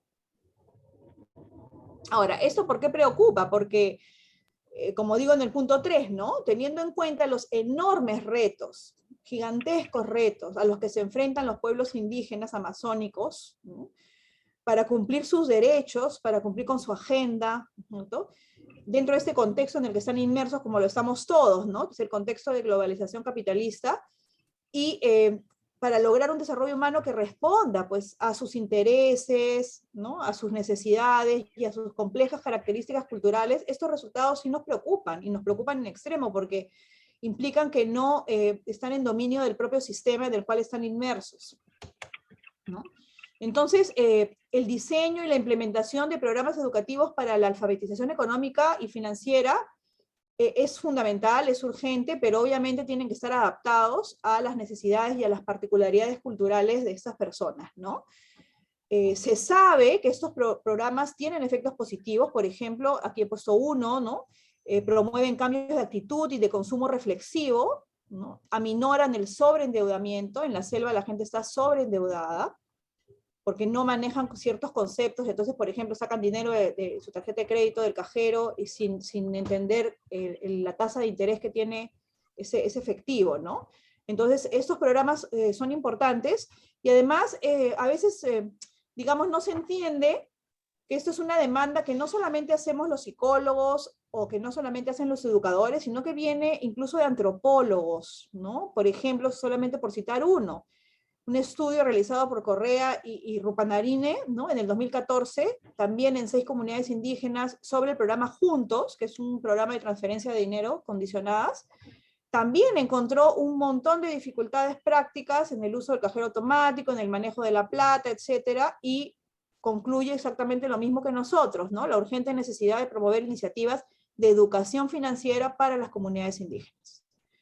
Entonces, cada vez hay más consenso de que esas personas necesitan conocer mejor el sistema, ¿no es cierto?, en el que viven para poder enfrentarlo con mayores herramientas, ¿no? Creo que aquí me quedo, ¿sí? Bueno, por supuesto, con eso termino, ¿no? La educación financiera, pues, debe ser parte de un programa educativo integral, no aislado, y tampoco somos tan ingenuos y sabemos que ningún programa educativo por sí mismo va a cambiar, pues, las condiciones de desigualdad que existen entre los pueblos indígenas y los grupos dominantes nacionales e internacionales, pero es importante que tengan la experiencia y que puedan dominar estos conceptos, ¿no? Llego hasta aquí y muchas gracias por el espacio. Muchas gracias, Susana. Estamos recogiendo preguntas para diferentes expositores el día de hoy. Vamos a ver, voy a ir señalando las preguntas que he podido ir registrando, tanto del Facebook como del chat, ¿de acuerdo? Entonces, esas fueron mis preguntas. Acá está. Ya. Les doy las preguntas que tengo para todos, por favor, si pueden tomar nota, y luego vamos dando la palabra a cada uno de los expositores, ¿sí? Según el mismo orden en el que han presentado, ¿de acuerdo?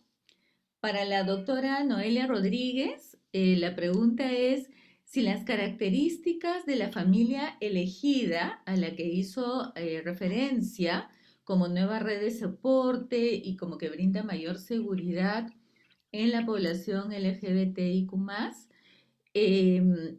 conlleva una dinámica similar dentro de los miembros de la familia elegida a la de las familias biológicas. Esa es una pregunta para la doctora Noelia. Para el doctor Agustín Espinosa, ¿de qué manera realizó la selección de participantes para la entrevista? Sí, esa es la única que tengo para el doctor Agustín Espinosa. Para la doctora Susana Frisancho, ¿qué implicancias tiene el estudio para el diseño de programas de comunicación intercultural cuando se trate de acelerar el desarrollo humano en la Amazonía? Una pregunta que acaba de dejar el doctor Álvaro González, que el día de hoy también nos acompaña. ¿Ok? Vamos a darle entonces, pueden seguir por favor dejando sus preguntas en el chat, yo las voy a ir recogiendo, pero vamos dándole la palabra primero a la doctora Noelia Rodríguez, luego al doctor Agustín Espinosa y finalmente a la doctora Susana Frisancho. Noelia, tienes la palabra.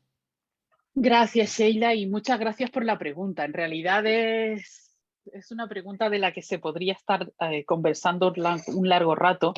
No preguntamos específicamente dentro de la investigación qué características tiene esta familia elegida, pero yo diría que, bueno, atendiendo a otras revisiones de investigaciones previas, las características de nuestra muestra, las vivencias propias de las personas LGBTIQ+ que tenemos dentro de nuestro contexto cercano o dentro incluso del propio equipo de investigación que hizo el trabajo, no tienen unas dinámicas similares a las que entendemos en una familia, no sé cómo llamarlo, en la composición familiar tradicional, o sea, una composición familiar que tenemos, sino que son personas.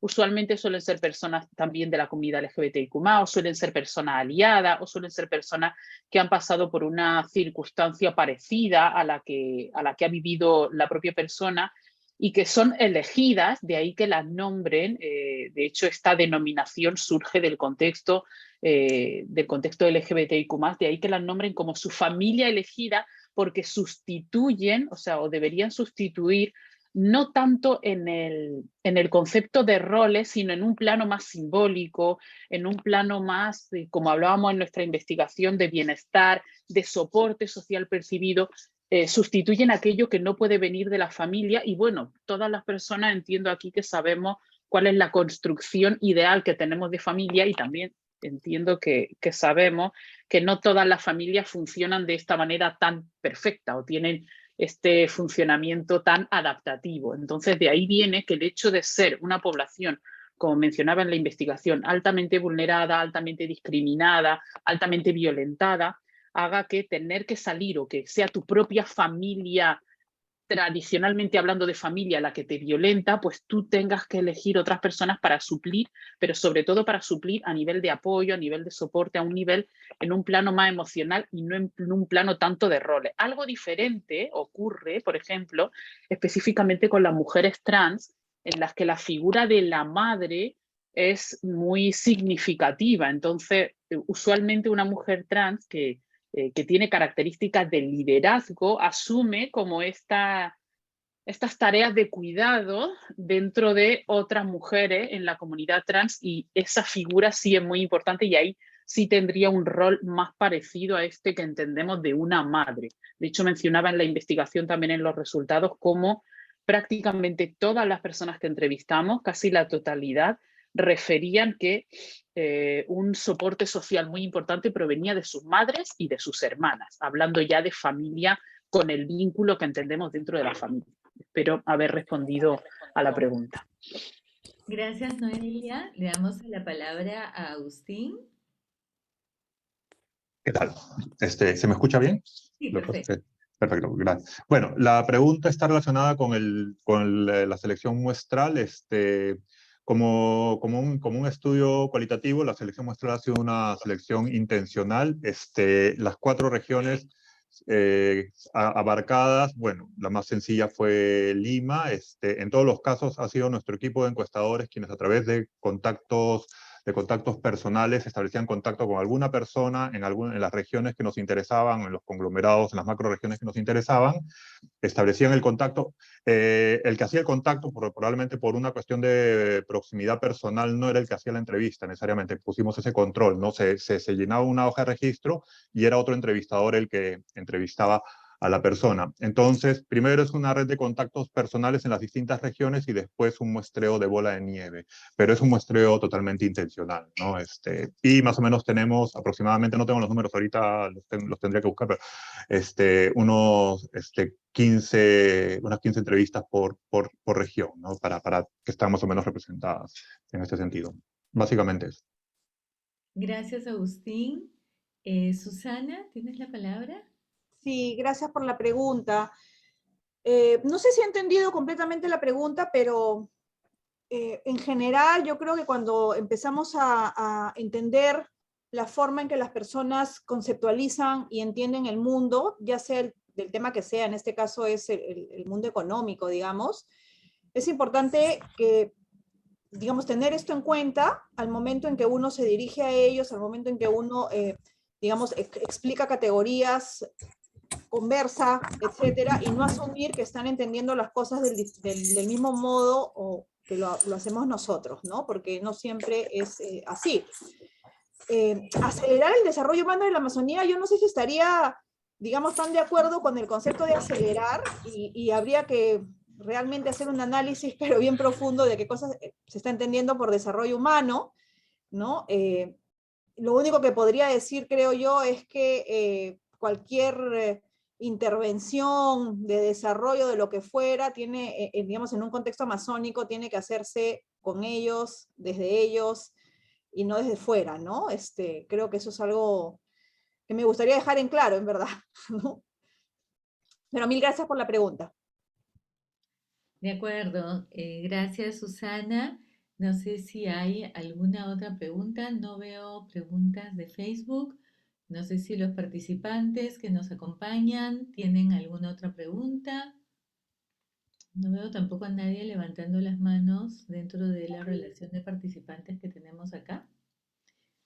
Agustín, tú te quedaste un poco corto con el tiempo. No sé si quisieras explayarte en alguno de los puntos en los que tuviste que correr. Eh, No, la verdad no, porque en realidad creo que al final en la discusión se sintetizaba todo lo que quería transmitir, ¿no? Entonces, digo, para darle espacio al público a si quiere hacer más preguntas. Ujú. Sí, hemos tenido cerca de 50 personas, ahora algunas se han retirado. Acá hay una pregunta de Ramiro Mendieta, perdón. Dice una suposición sobre la alfabetización financiera en Lima. Me parece, Susana, que va para ti, Eh, pero no entiendo la pregunta. sí. No sé, entiendo que me está preguntando si puedo suponer algo sobre la alfabetización financiera en Lima. Ah, Eh, sí, o sea, no creo que sea demasiado distinto, en verdad. A ver, hay muchísimos estudios, no necesariamente en Lima, pero digamos en contextos parecidos al limeño, por ejemplo en Chile. En Chile está esto muy estudiado y se encuentran también desniveles, probablemente no tanto en el nivel 1, que es un nivel más infantil, pero sí en el nivel 2. Y yo creo que cualquier persona, esa es mi hipótesis o mi suposición, ¿no? Cualquier persona que no esté necesariamente formada en el tema, como podría ser un economista, ¿no? No tiene una comprensión 100%, digamos, sistémica del asunto porque es un conocimiento altamente especializado. Ahora, ¿no? Ya no es como era antes. Entonces, por ahí pienso que iría y me estoy basando también en los estudios que conozco de otros lugares, ¿no? de acuerdo. ¿Te congelaste, Susana? No, no. ¿No? Estamos bien. Estoy Tenemos descongelada, sí. también una pregunta del doctor Carlos Arenas. Carlitos, qué gusto que nos acompañas esta tarde. Y me parece que la pregunta de Carlos dice lo siguiente. ¿Qué relaciones existen entre los estudios sobre alfabetización económica y los estudios sobre moral realizados por Susana tiempo atrás? Ujú, ujú. Gracias por la pregunta. A ver, digamos, yo pienso que la principal relación, que no es necesariamente tan directa, tan específica, sino más de fondo, es que las mismas estructuras cognitivas que permiten razonar sobre el dinero son las que permiten razonar sobre la moral, sobre lo justo, sobre lo injusto, ¿no? Entonces, en ese sentido, hay una relación entre las capacidades cognitivas generales, digamos, ¿no? No específicas. Si alguien tiene muchas dificultades a nivel formal, ¿no? Y opera, digamos, en un nivel de pensamiento más concreto, y esto se evidencia en su manera de comprender el mundo económico, es bastante probable que también opere a un nivel concreto cuando esté en el terreno moral, ¿no? Pero obviamente eso es una hipótesis, no responde a ningún estudio, porque no conozco ningún estudio que cruce las dos cosas. Gracias, Susana. Mm. Cheri, que también nos acompaña esta tarde, está enviando una pregunta para Agustín. Hola, Cheri. ¿Qué te sorprendió de tus resultados y cómo crees que se explican? Agustín.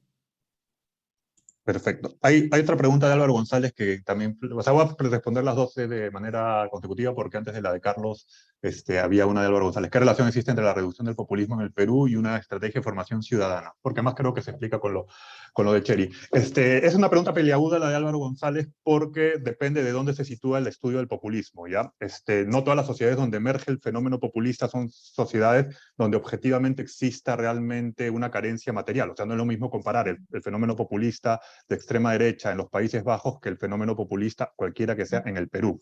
Entonces, lo que sí queda claro, desde nuestros resultados al menos, es que efectivamente un mayor nivel de sofisticación política en términos de conciencia política y puede haber una variabilidad ideológica importante, pero dentro de un acuerdo político de respeto a la cuestión pública debería reducir al menos los problemas que hacen que emerja el populismo, que son o sea, un mal funcionamiento institucional, atacar el mal funcionamiento institucional. ¿Cómo hacerlo? Ya eso lo verán los politólogos, ¿no es cierto? Atender los problemas de desigualdad, ¿cómo hacerlo? Eso lo verá Susana Fisancho, que está estudiando el capitalismo en este momento, o Stiglitz. Pero, en fin, entonces el asunto es que justamente son varios de los problemas que son frecuentes, los que inciden en una sensación de deprivación subjetiva u objetiva, los que inciden en una percepción de que el sistema político funciona mal, y por supuesto cualquier estrategia de formación ciudadana que apunte a reducir los extremismos políticos debería ayudar a reducir el surgimiento del populismo como una forma de tratar de resolver estos problemas que son diagnosticados por algunos actores populistas y están más diagnosticados adecuadamente. Después que el uso sea perverso depende, insisto, de la latitud.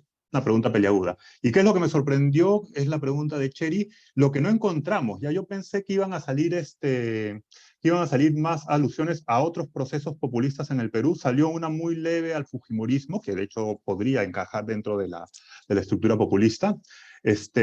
No salió, por ejemplo, el momento político actual, que también es un momento que en la literatura podría ser populista. Entonces, es más lo que no salió. Después, esta connotación negativa, pero con esta idea de que que realmente pone sobre la mesa algunos puntos, es un tema interesante, porque además creo que da cuenta de lo que pasa en el país, ¿no? Que efectivamente hay un conjunto de elementos en nuestra agenda política, en nuestra construcción de un diálogo ciudadano que no estamos atendiendo y que conforme no los atendemos, la situación va empeorando. Entonces, pero lo que más me sorprendió es lo que no apareció. Yo pensé que, por ejemplo, habría alguna alusión a la experiencia, porque hay gente o sea, socializada en los 80s, por ejemplo, al gobierno del APA. No salió mucho, ¿no? O sea, sí, probablemente sí algunas alusiones al estilo de liderazgo, pero no directamente a Alan García. Y entonces el fujimorismo y no a las posiciones de izquierda. Entonces, que no toda posición académica necesariamente, no toda posición académica se veía respaldada, aunque algunos elementos sí influenciaban en las representaciones sociales. ¿Y hay alguna pregunta más? Ya la aprovecho de responder. ¿Cuánto habría de influencia en el concepto de populismo que difunden los medios de comunicación desde el tiempo de Fujimori? Bueno, la gente asociaba la noción de populismo al rol de los medios. Yo creo que, dada la experiencia política actual, más bien lo que los medios quieren representar como populista, que además de hecho es populista, no está funcionando, no en el imaginario de la gente que nosotros entrevistamos. Eh, y claro, la gente construye una noción de populismo, pero creo que es esta experiencia con algunos estilos de liderazgo, el fujimorista más directamente, no sé si por los medios de comunicación, con nociones de la academia que trascienden, porque hay mucho libro politólogo, pues de difusión general, aunque este sea un país de baja lectoría.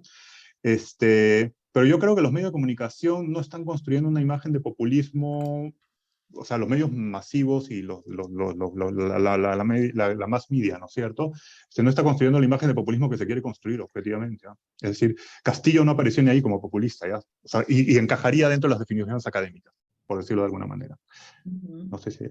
También tienes una más. Como el estudio ha sido realizado en varias provincias, me gustaría saber si hay mayor aceptación hacia el populismo en una u otra provincia y si esto depende de alguna forma de contexto en el que estas personas viven. Es la pregunta de Cristina Tamay. Ya, esa es una muy buena pregunta y ese todavía no lo hemos analizado. Es con cargo a analizarlo porque justamente estamos en la descripción de la densidad general, pero sí es de hecho uno de los objetivos. Y además la hipótesis de justamente plantear regiones diferenciadas tiene que ver con que hay una diferencia clara en el comportamiento político por región en el Perú. O sea, la zona sur del Perú no se comporta igual que Lima. Incluso en otros temas sí hay diferencias, entonces tendría que haberlas acá. ¿Cuáles son? Lamento no poder responderlo ahorita. Y una última pregunta, Michael Silva, como los resultados cualitativos de las entrevistas sobre democracia y populismo, ¿de qué manera debe ser la pregunta? ¿O cómo los resultados cualitativos de las entrevistas sobre democracia y populismo han cambiado el concepto de cinismo político que manejamos en la psicología social? En realidad, más que cambiar, o sea, a ver, lo que pasa es que hay algunos autores en psicología social que están empezando a interesarse en esto y muchos utilizan la idea, el enfoque ideacional que viene de la ciencia política como ideología ligera. A mí en lo personal, la idea de ideología ligera no me parece convincente y creo que hay varios autores que responden bien a por qué no funciona como una posición ideológica. Entonces, yo me centraría, sí, en un análisis que está en la estrategia política y en el marco discursivo, pero que el marco discursivo también varía según contexto.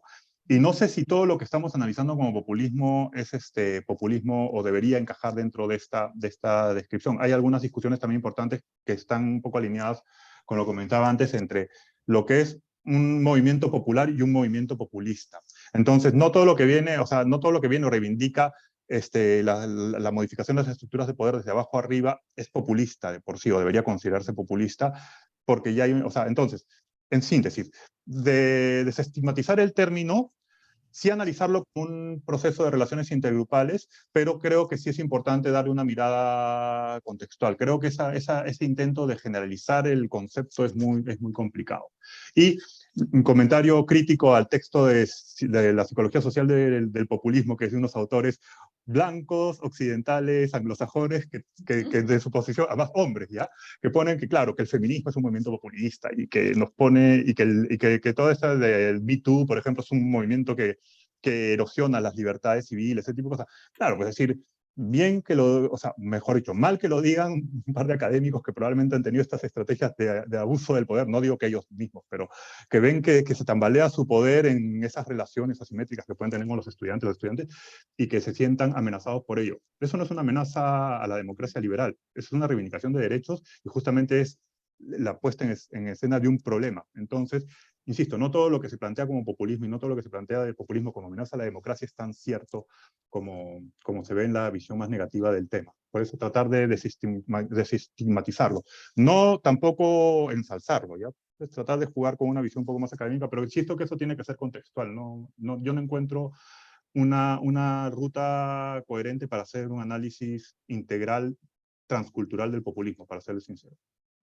Y tengo una pregunta también para la doctora Noelia Rodríguez. Noelia, preguntan si, dadas, bueno, por lo menos los resultados que van apareciendo en los estudios, evidencian etapas llenas de violencia a lo largo de la vida de personas LGTBIQ+, se podría considerar para los programas de intervención como una condición de estrés postraumático y abordar esta propuesta desde esta perspectiva. Muchísimas gracias, Sheila, y muchas gracias por la pregunta. En verdad era algo que he mencionado que no me daba tiempo, igual que Agustín y a Susana, a decir todos los resultados, porque creo que las investigaciones van mucho más allá de lo que podemos compartir en 20 minutos. Y fue una de las cosas que salió muy destacable en el apartado de salud mental. O sea, nosotros no preguntamos específicamente por salud mental, pero varios de los participantes de su propio, o sea, desde su propio discurso hablaron de trastorno de estrés postraumático. Entonces, sí que identificamos dentro del otro apartado de violencia que ha sido, bueno, muy impactante. Yo creo que una de las cosas que hicimos en el equipo fue tener armado un gran aspecto de autocuidado entre nosotros, porque en verdad las entrevistas fueron bien movilizantes y particularmente en una que yo realicé, uno de los participantes dijo literalmente: la peor época de mi vida fue el colegio.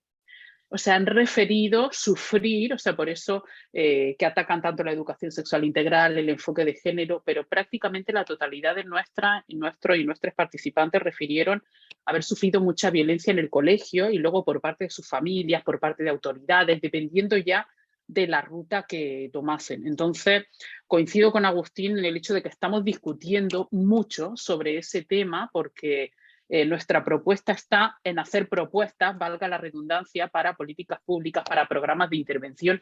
De ahí que ahora nos estemos encaminando también hacia la parte cuantitativa, donde hemos incluido otras variables, como estresores de minoría, flexibilidad cognitiva, o sea, otro tipo de variables también para poder ver cuál sería la mejor forma de entrar, pero sí, efectivamente, refirieron el trastorno de estrés postraumático. Muchas de estas personas con más conocimiento, con menos conocimiento, pero sí que lo refirieron los propios participantes. Y me parece, la frase que acaba de poner Álvaro aquí, de mi educación comenzó cuando dejé la escuela. Muchas gracias, Álvaro, porque creo que en el caso de las personas que entrevistamos, o yo me eduqué a pesar de mis maestros, en el caso de las personas que entrevistamos fue un contexto muy, muy hostil y violento, precisamente porque estaban en un proceso también de construcción de identidad en el que no sabes muy bien qué está pasando contigo, pero sientes que eres diferente en algo a tu entorno. Entonces sí supuso un contexto de mucha, mucha, mucha violencia.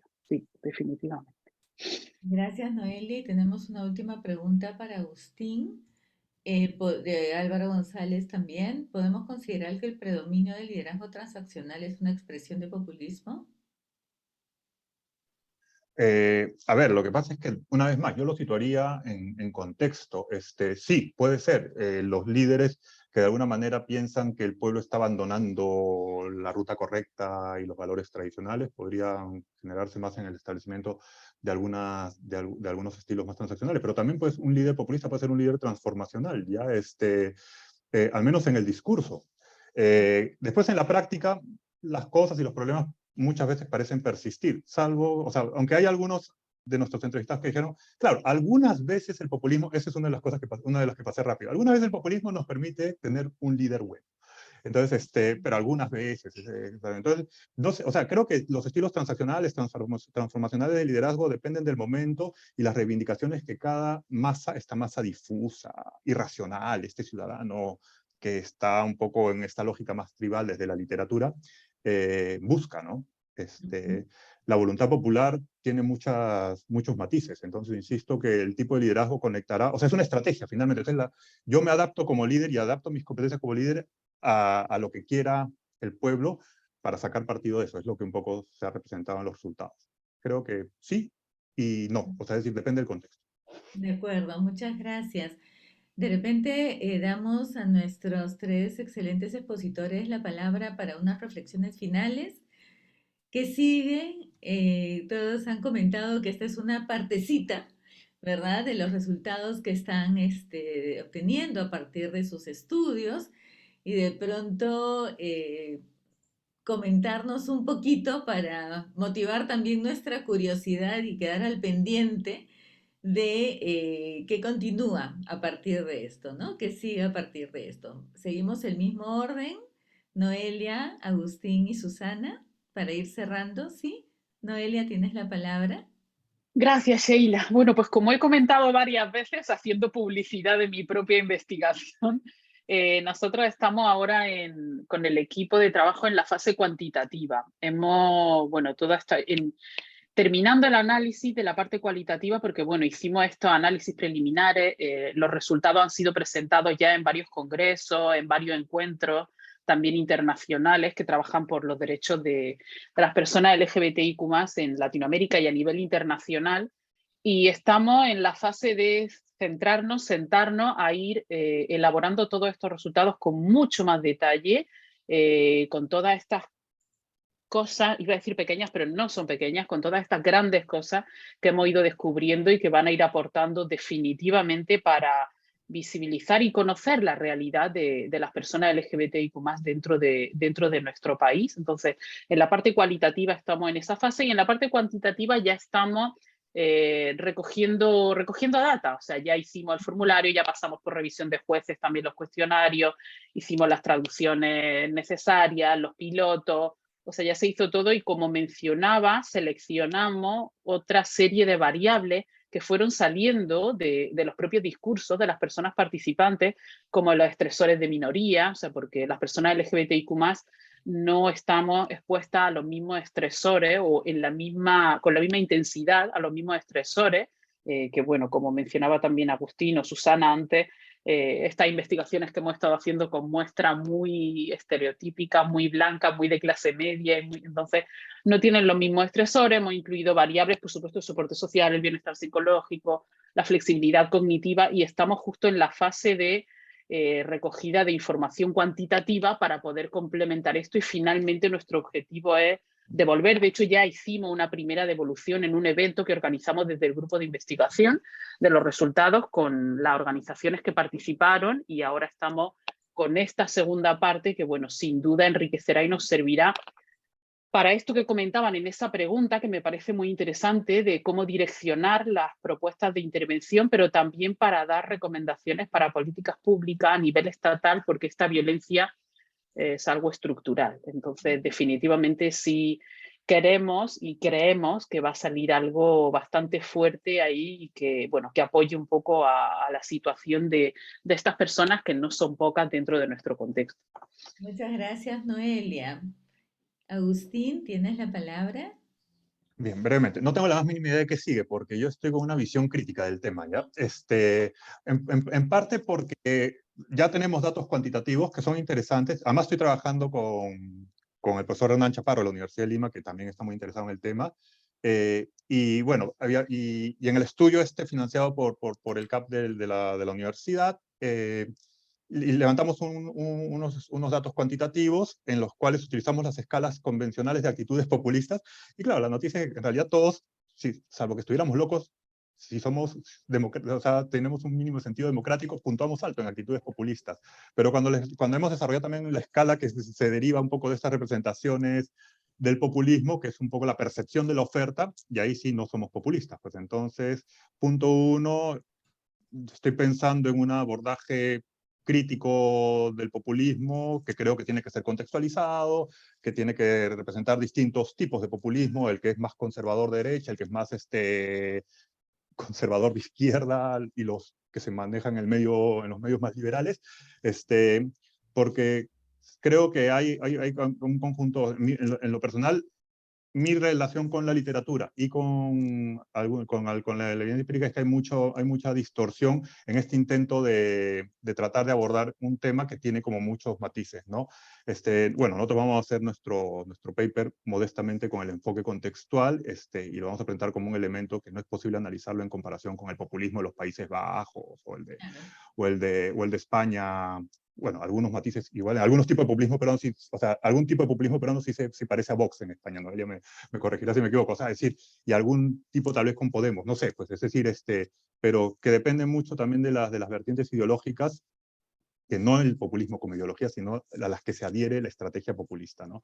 Y que eso es importante tenerlo en consideración. Un poco estamos en esa discusión más crítica, ¿no? Entonces yo estoy replanteando un montón de lo que tenemos y estamos en el proceso de escritura de los papers. Lo interesante es eso, ¿no? Que la escala de los holandeses sobre populismo es una escala casi de actitud social a la democracia, porque todos estamos de acuerdo con que el poder emana del pueblo, que nos deberían escuchar, que los políticos nos tienen que hacer caso, por supuesto, estaríamos locos si no estamos de acuerdo con eso.